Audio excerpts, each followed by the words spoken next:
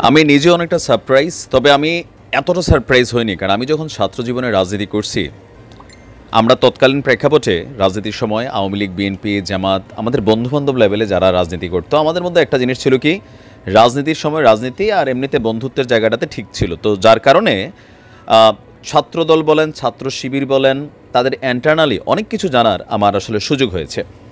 আজকের দিনে আপনারা যখন দেখছেন কেউ কেউ বলছে যে 152 জন সমন্বয়কের মধ্যে 108 জনই ছাত্র শিবিরের।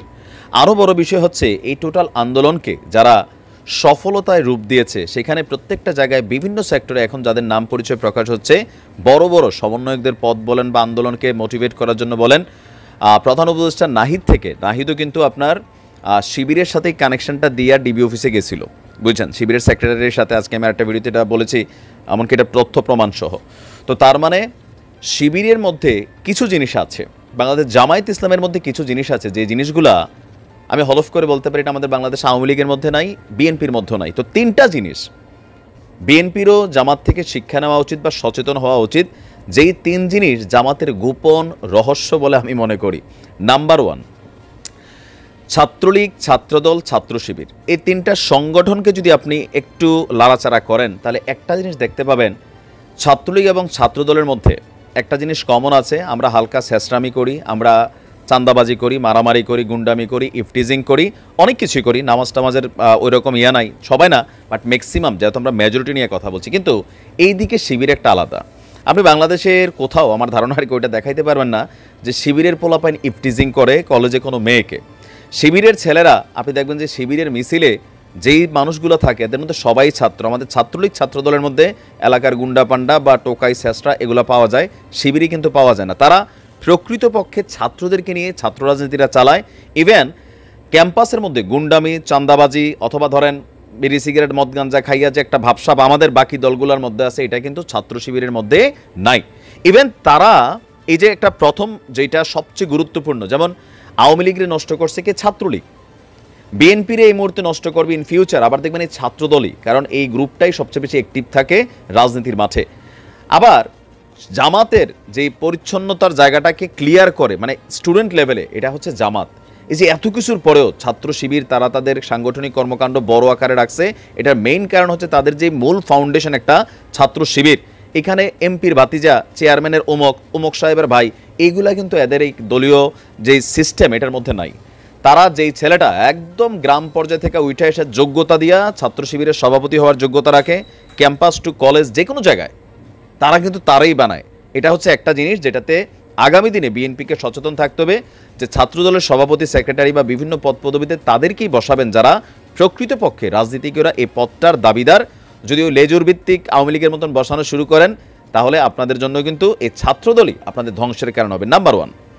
এবার আসেন আওয়ামী লীগ, বিএনপি, জামাত, এই তিনটা জায়গাতেও জামাতের একটা আলাদা ভূমিকা আছে। আপনি দেখবেন জামাত তাদের নিজস্ব এতগুলো ব্যবসা বাণিজ্য প্রতিষ্ঠান তৈরি করে রাখছে, যে একটা ছেলে যদি ছাত্র শিবির করছে, পড়াশোনা করছে, মাস্টার্স পাস করছে, তারপর তার একটা চাকরির গ্যারান্টি তার দল তারে দিচ্ছে, কেন? তাদের প্রতিষ্ঠান আছে। কিন্তু একই দৃশ্য আপনি বাংলাদেশ আওয়ামী লীগ, বিএনপির মধ্যে ওই সরকারি চাকরিতে রিকমেন্ডেশন, হ্যাঁ, সরকারি চাকরি তো আর নিজস্ব প্রতিষ্ঠান না, এগুলা কিছু করে, কিন্তু প্রকৃতপক্ষে নিজেরা এমনভাবে কোনো রকম প্রতিষ্ঠান দাঁড়া করায় নাই যে এই প্রতিষ্ঠানগুলো সব আওয়ামী লীগের বা বিএনপির, যে একটা ছেলে পড়াশোনা দিন শেষে তার জন্য সম্মানের সহিত 5টা টাকা ইনকাম করে ভাত খাওয়ার জন্য যে রাস্তাটা, এটা কিন্তু নাই, যেটা জামাত করে রাখছে।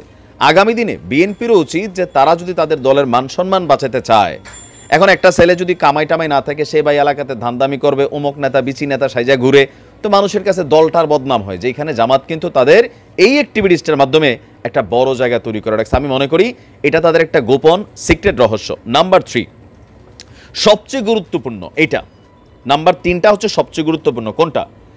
দেখেন, আজকে আওয়ামী লীগ বাংলাদেশে নাই। আজকে আমি নিজে একটা ভিডিও দিছি ব্রাহ্মণবাড়িয়ার একজন নেত্রীর, তিনি তার যে অভিমানের কথা বলছেন যে দলের কেউ খোঁজ রাখে না, মামলা খাইলাম, বাচ্চাগুলা কই, আমি কই আছি, হ্যাঁ, মানে এই যে অভিযোগ, শুধু তার একার না, আওয়ামী লীগ বিএনপির মধ্যে একটা সুন্দর জিনিস আছে, বাট এটা ভালো না। কোনটা? বিপদে পড়লে নেতারা পালাই যায় আর মনে করেন বিদেশ টিদেশে বৈঠা থাকে, আবার যখন দল ক্ষমতায় আসার সময় সব উড়া পাখির মতন আসে, আইসা মাঠ দখল করে। কিন্তু এই যে লম্বা সময়ের মধ্যে এই যে নেতা কর্মীগুলা যারা মামলার শিকার হচ্ছে, হামলার শিকার হচ্ছে, নিজেরা নিজেদের বাড়ি ঘর জায়গা জমি শ্বশুরবাড়ির সম্পদ বিক্রি করে এই মামলাগুলোকে চালাইতে হয়। কিন্তু বিপরীত দৃশ্য জামাতের মধ্যে একটা ফান্ড আছে, সম্ভবত বাইতুল মাল এটারে বলা হয় না, কি নামে আছে জানি না। এখানে হচ্ছে কি, তারা একটা সিস্টেম করে রাখছে, তাদের কোনো কর্মী যদি দলীয় কোনো কর্মকাণ্ডের কারণে জেলে যায়, ওই কর্মীটার যদি পরিবার থাকে, তার পরিবারের যাবতীয় খরচ যতটুকু তারা পারে বহন করে। ইভেন এই কর্মীটার যে মামলা লড়ার বিষয়টা, সেটা শতভাগ তাদের সংগঠন বহন করে, যার কারণে একজন কর্মী জেলে গেলেও তার পরিবার নিয়ে চিন্তার বিষয় হয় না। আমাদের আওয়ামী লীগ বিএনপির মধ্যে একবারে নাই তা না, আছে, তবে সেই পরিমাণটা খুবই কম, এগুলার গতি হয় না। এবং কি জামাতের মধ্যে যারা ধরেন একটা লেভেলে গিয়ে পৌঁছায় যায়, আবার সরকারি বেসরকারি যেই জায়গাতে যাক, তারা তাদের দলকে একটা ফান্ডিং করে প্রতি মাসে, আবার তাদের প্রতিষ্ঠানে চাকরি করুক, বাহিরে করুক, বিদেশে থাকুক, দেশে থাকুক। এই টাকাটা কেন? এই টাকাটা হচ্ছে ওই টাকাটা যে নিজের দলের কোনো একজন কর্মী, আমরা ভাবি যে আমরা বিদেশ আছি, আমরা তো আর কিছু করতে পারতেছি না, আওয়ামী লীগ বিএনপিওয়ালারা ভাবি, কিন্তু জামাতের তারা ভাবে উল্টা। তারা ভাবে না, আমরা বিদেশ আছি, আমরা টাকা দিয়ে সহযোগিতা করা দরকার, টাকা দিচ্ছি দল এই টাকাটা প্রকৃতপক্ষে যেই কর্মীটা জেলে আছে তার জন্য খরচ করে, তার পরিবারের পিছনে খরচ করে। এখন একজন কর্মী এর থেকে বেশি কি চায়? জামাতের মধ্যে এই যে গোপন রহস্যগুলো, সেখানে মেধার মূল্যায়ন করা হয়, যোগ্যতার মূল্যায়ন করা হয়। ভাই, আমি আওয়ামী লীগ করলে এই কথাগুলো না বললেও তো সুযোগ নাই, তাই না? আগামী দিনে বিএনপির জন্য আমরা এগুলো বলছি কেন? সামনে বিএনপি হয়তোবা ক্ষমতায় আসবে অথবা জামাত। এই যে সিস্টেমটা, এই সিস্টেমটাকে যতক্ষণ এই তিনটা জিনিস পরিবর্তন করতে না পারবে, ততক্ষণ আপনার কাছে মনে হয় না যে জামাতের স্বাধীনতার মধ্যে এত ঘোর বিরোধিতা? এটা তো অস্বীকার করার সুযোগ নাই। ৭১ সালে জামাত যে কাজ করছে এটা ক্ষমারও যোগ্য, এটা বাস্তব। তবে এখন যারা জামাত করে, ৭১-এ যারা জামাত করছে এটা আবার আলাদা। যেমন ধরেন সেই গোলাম আজমের ছেলেরই জামাত সাইড করে ফেলছে, এখন একটা নতুন টিম নিয়ে তারা কাজ করতেছে। তো এই টিমের মধ্যে যারা আছে তারা তলে তলে এই কাজগুলোই করতেছে, যে কাজগুলোর জন্য এত কিছুর পরে আপনার এগুলো প্রকাশের সুযোগ হয় না। আরেকটা জিনিস আছে, আমাদের আওয়ামী লীগ বিএনপির মধ্যে নেতা হইলে দেখবেন ফেসবুকে পোস্ট দিয়ে ঘনাই ফেলে, আরে ভাই আসসালামু আলাইকুম, এই সেই। জামাতের মধ্যে এটা নেই। এই যে সায়েম সাদিক, সে যে শিবিরের সভাপতি, বোঝারই সুযোগ হয় নাই। এই যে এত পোলাপেন এখন ভাইসা উঠতেছে, ধারণা করতো, সরকার জানতো সামহাও, সরকার কিন্তু গোয়েন্দা তথ্যগুলো এগুলোই বলতেছিল যে আন্দোলনটার পিছনে এরকম। তো এটার জন্য সরকারও একাংশে দায়ী। কারণ কি, নদীর পানি সোজা পথে প্রবাহিত হবে।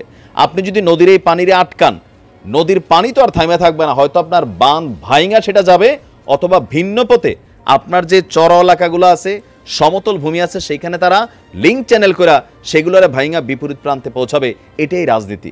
সোজা লাইনে রাজনীতি করতে না দিলে রাজনীতি বিপরীত লাইনে হবে, আর সেই বিপরীত লাইনের রাজনীতিতে আওয়ামী লীগ কিন্তু ডস খেয়ে গেছে, দিন শেষে পতন হয়ে গেছে।